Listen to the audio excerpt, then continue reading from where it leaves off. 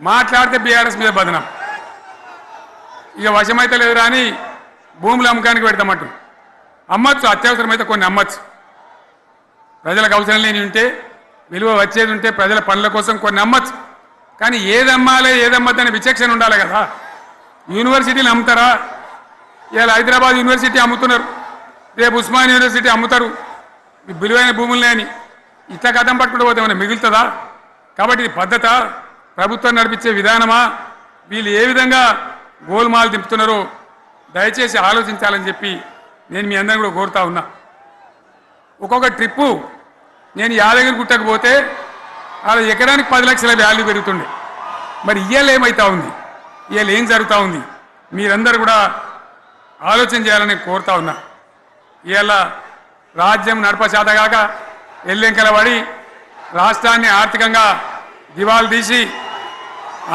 దివాలు తీసి పిచ్చి పనులన్నీ చేసి ఇవాళ అడ్డం పొడుగు మాట్లాడుతూ ఉన్నారు. అన్ని రంగాలలో ఫెయిల్ అయిపోయింది.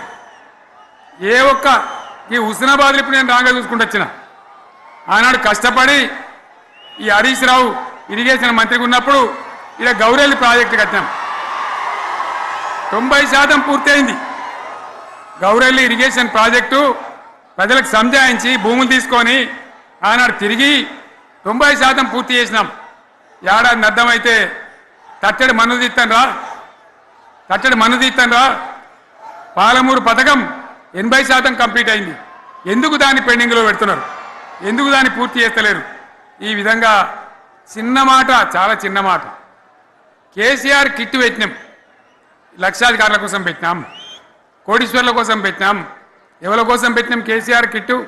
పేద ప్రజల కోసం, గ్రామీణ ప్రాంతాల్లో ఉండేటువంటి పేద ప్రజల కోసం పెట్టినాం. ఆడపిల్లగానే 13,000 ఇచ్చినాం, మగపిల్లగానికైతే 12,000 రూపాయలు ఇచ్చినాం. ఆ వాహనాలు పెట్టి, అమ్మఒడి వాహనాలు పెట్టి వాళ్ళని తీసుకెళ్ళి ప్రసవాలు చేయించి వాళ్ళకి మందులు ఇచ్చి ఫ్రీగా ఉచితంగా చేసి బ్రహ్మాండంగా ప్రసవం చేయించి మళ్ళీ ఇంటికాడ దించినాం. గది బంద్ చేస్తారా ఎవరన్నా? ఎందుకు బంద్ చేయాలి? ముఖ్యమంత్రులుగా పనిచేసే వాళ్ళకు గాంభీర్యం ఉండాలి, ధైర్యం ఉండాలి. రాజశేఖర రెడ్డి అనే ముఖ్యమంత్రి ఉండే, నేను చెప్తా ఉన్నా మీ ముందు ఇయ్యాల. ఆయన ఆరోగ్యశ్రీ అని ఒక పథకం తెచ్చిండు. నేను ముఖ్యమంత్రి అయిన తర్వాత అడిగిన, హెల్త్ డిపార్ట్మెంట్ని పిలిచి అడిగిన, ఇది ఏం పథకమయ్యా, బాగుందా అంటే సార్ మంచిగుంది, ప్రజలకు లాభం అవుతుందని చెప్పింది. నేను చెప్పిన ఆ పథకాన్ని అట్లే పెట్టండి, ఆ పథకాన్ని మార్చకండి,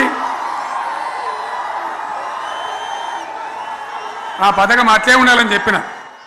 అక్కడ చెప్పడం కాదు, నేను అసెంబ్లీలో చెప్పిన, ఇది మా స్కీమ్ కాదు, కాంగ్రెస్ గవర్నమెంట్ ప్రారంభించింది, దాని పేరు కూడా మేము మారుస్తలేం, కానీ కొనసాగించాలని చెప్పినాం, కొనసాగించినాం. అది మీ అందరికి తెలుసు. ఇలా వీళ్ళు కేసీఆర్ ఆనవాళ్ళు లేకుండా చేస్తాం, కేసీఆర్ ముచ్చట లేకుండా చేస్తారా? ఇవాళ మనం కూడా సభ పెట్టుకుంటే ఎన్ని అడ్డంకులు దానికి. ప్రైవేట్ స్కూళ్ళు బస్సులు ఇస్తే వాళ్ళకు నోటీసులు ఇవ్వడం, అడుగడుగున ఆర్టీఏ అధికారులను పెట్టి పోలీసులను పెట్టి ట్రాఫిక్లు జామ్ చేయడం.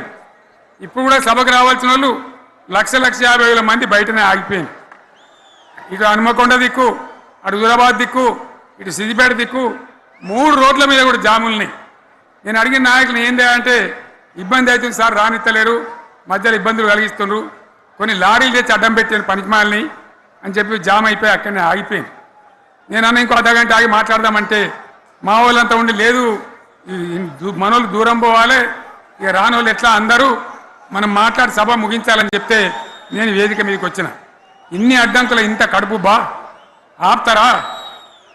బీఆర్ఎస్ సభలను ఆపుతారా? ఈ ప్రపంచనాన్ని ఎవడాపుతాడు? ఆగబడితే ఆగుతుందా? నేను ఒక్క మాట పోలీసు మిత్రులకు మనవి చేస్తా ఉన్నా.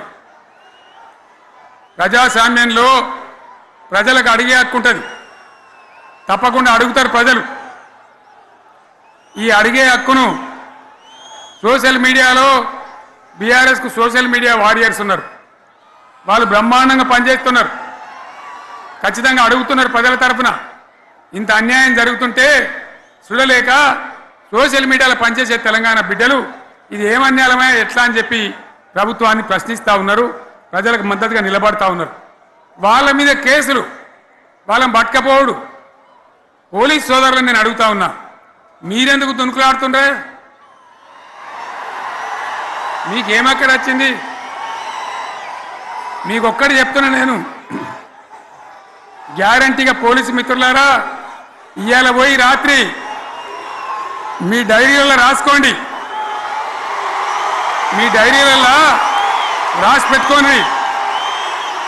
100కు 100% ఇలా తెలంగాణ చెలరేగిన పరిస్థితికి మళ్ళా వచ్చేది బీఆర్ఎస్ గవర్నమెంటే. అది ఎవరు కూడా ఆపలేడు. అది ఎవరి తరం కాదు, ఎవరి వశం కాదు. మీకు తెలియదా? మీరు పోలీసు ఉద్యోగాలు చేస్తున్నారు, మీరు చదువుకోలేదా? మీకు కూడా విజ్ఞానం ఉంది కదా? వీళ్ళు దొంగ వాగ్దానాలు చేయలేదా? ప్రజలను మోసం చేయలేదా? ప్రజాస్వామ్యంలో ప్రజలకు అడిగే హక్కు లేదా? మీరెందుకు కేసులు పెడుతున్నారు? నాకు అర్థం కాదు. మీరెందుకు దునుకులాడుతున్నారు? మీరెందుకు బలైతారు? రేపు మీకు రాజకీయాలు ఎందుకు? మీ డ్యూటీ మీరు చేయండి. మేము బీఆర్ఎస్ ఎప్పుడు శాసనాన్ని ఉల్లంఘించం, చట్టాలను ఉల్లంఘించం. అయినా నేను ఒక్క మాట మళ్ళీ చెప్తా ఉన్నా, మీకు ఆల్రెడీ చెప్తా ఉన్నారు పార్టీ నుంచి, ఎక్కడ ఎవరిని మీ మీద అన్యాయం కేసులు పెట్టినా మన టీఆర్ఎస్ లీగల్ సెల్ వీరులు ఉన్నారు, మీరు భయపడే అవసరం లేదు. న్యాయస్థానాలని అక్కడ పోరాటం చేద్దాం. మీకు అండగా కేసీఆర్ ఉంటాడు, బీఆర్ఎస్ ఉంటుంది, అందరం ఉంటాం. ఇక ఈడికెళ్ళి నేను కూడా ఊకోను, నేను బయలుదేరతా. యాందాకైనా మంచిదే. ఎవరెవరి సంగతి ఏందో, ఎవరైనా లెక్క ఏందో అన్ని కూడా లెక్కలు తీద్దామని మనవి చేస్తా ఉన్నా. ఈ రకంగా మనం ముందుకు పోవాలి.